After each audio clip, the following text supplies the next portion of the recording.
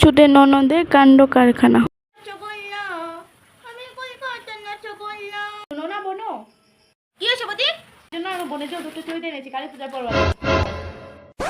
দেখি black colour আমাকে তো পরলে খুব বিউটিফুল লাগবো। ওদের বোনেরটুকু দেখতে হবে।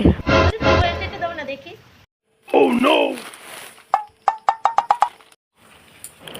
এটা ভালো না, এটাই নেব। বদি আমি তোমার বোনেরটা নেব, তুমি এটা তোমার বোনকে দিয়ে দিও।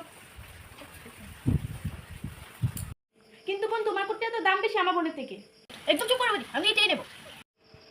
ঠিক আছে, তোমার যাই ভালো লাগে তাই করো, আমার কি জানোস তো শ্বশুরি আজকে একটা চুড়িটা 1000 টাকা চেয়েছে, একটা কখন 1000 টাকা দিয়ে এটা না কোন করতে এত বলছিস রে?